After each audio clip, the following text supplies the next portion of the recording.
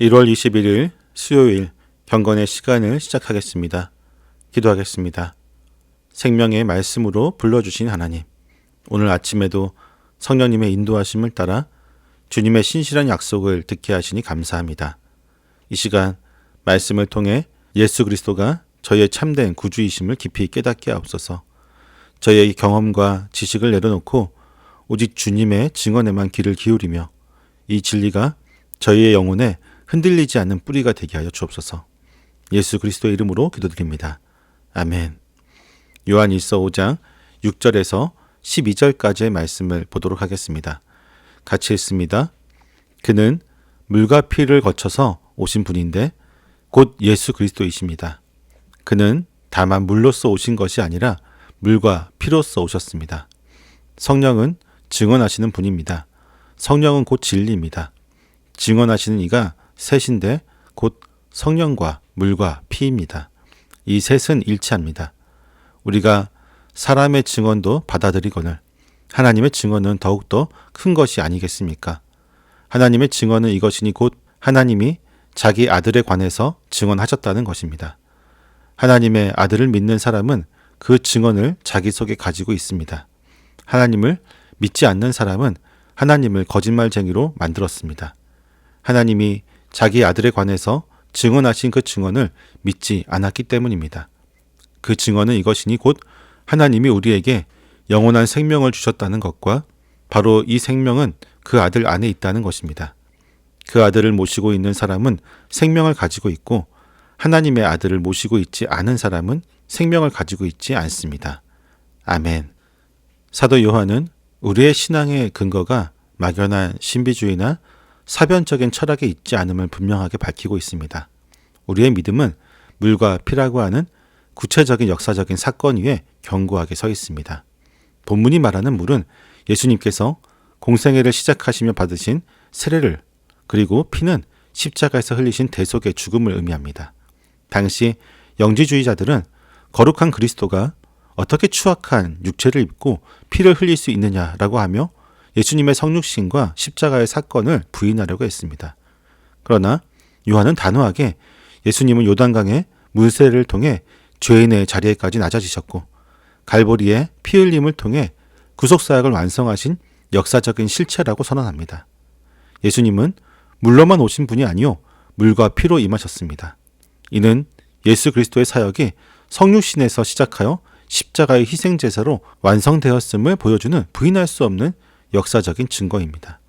또한 성령께서 이 진리를 증언하고 계십니다. 성령은 진리의 영이시기에 예수 그리스도의 세례와 십자가 사건이 단회적인 과거의 사건에 머물지 않고 오늘날 우리에게 구원의 효력을 미치는 살아있는 진리임을 보증하십니다. 성령과 물 그리고 피, 이 셋은 분리되지 않고 하나의 목소리로 예수 그리스도가 참된 구주이심을 완벽하게 입증하고 있습니다. 우리의 믿음은 이 삼중적인 증언 위에 뿌리를 내리고 있는 것입니다. 법정에서 증언의 신빙성은 그 증인의 권위에 따라 결정이 됩니다. 요한은 만일 우리가 사람의 증언을 받을진대 하나님의 증언은 더욱 크도다라고 선포하며 믿음의 확실성을 하나님의 권위에 호소하고 있습니다. 하나님께서는 친히 자신의 아들에 대하여 침묵하지 않으시고 적극적으로 증언하셨습니다. 하나님의 아들을 믿는 자는 이 거룩한 증언을 자기 안에 가지고 있습니다.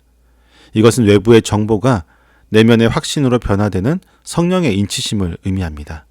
반면에 이 증언을 거부하는 자는 이성적인 판단을 잠시 보류하거나 지적인 확신이 부족하여 주저앉는 그런 문제가 아닙니다. 그는 단 한 점의 거짓도 없으시며 완전한 진리 그 자체이신 하나님을 거짓말쟁이로 매도하는 끔찍한 신성 모독을 범하는 것입니다.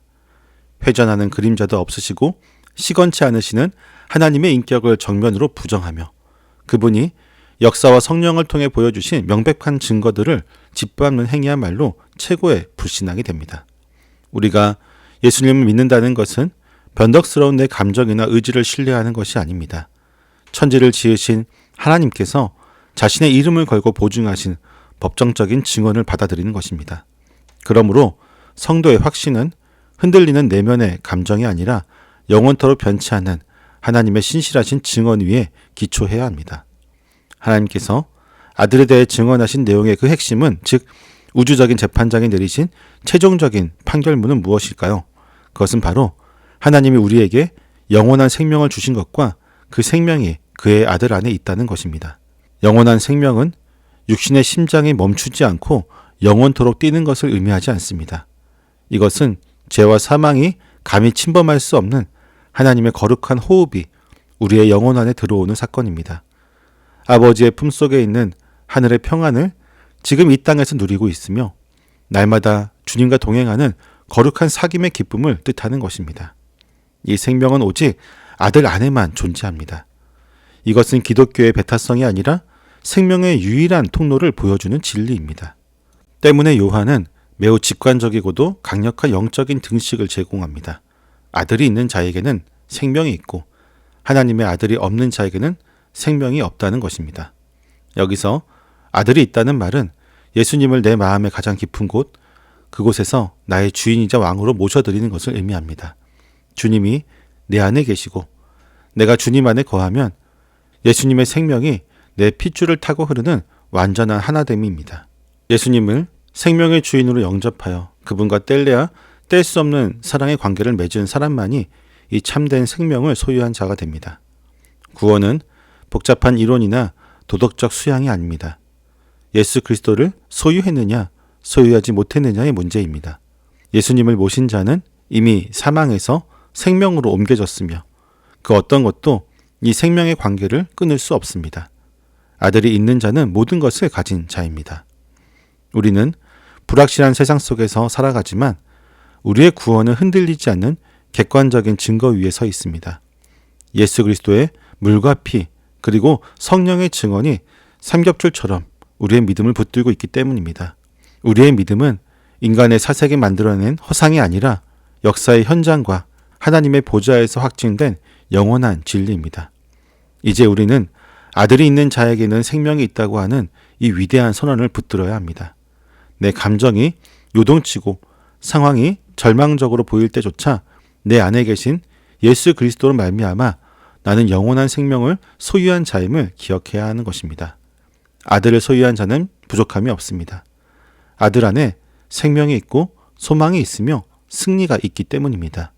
하나님을 거짓말쟁이로 만드는 불신앙의 세태 속에서 아들에 대한 하나님의 증언을 생명처럼 여기고 살아갈 수 있는 존재가 되어야 합니다. 예수 그리스도와 연합하여 그분의 생명을 오늘 나의 삶으로 살아내는 것, 이것이야말로 증거를 가진 자의 마땅한 삶이 됩니다. 아들 안에서 누리는 이 영원한 생명의 기쁨이 오늘 우리의 삶을 가득 채우기를 소망합니다. 기도하겠습니다. 진리의 증언자가 되신 하나님, 물과 피 그리고 성령의 증언을 통해 저희에게 영원한 생명을 주시고 그 생명이 오직 아들 안에 있음을 알게 하시니 감사드립니다. 그러나 하나님의 신실하신 증언을 신뢰한다 하면서도 정작 저의 얕은 감정과 흔들리는 형편에 따라 구원의 확신을 저버리곤 했습니다. 생명의 주인이신 아들을 저의 마음에 모시고도 여전히 세상의 근심에 눌려 영원한 생명의 기쁨을 누리지 못했던 저희의 불신앙과 연약함을 용서하여 주옵소서. 이제는 아들을 소유한 자의 당당함을 가지고 오늘을 살아가기를 원합니다. 변하는 상황에 마음을 빼앗기지 않고 저의 안에 있는 예수 그리스도의 생명을 삶의 자리에서 증명하게 하옵소서. 아들 안에 있는 하늘의 평안과 승리가 오늘 저희의 모든 걸음 속에 가득하게 하옵소서. 예수 그리스도의 이름으로 기도드립니다. 아멘.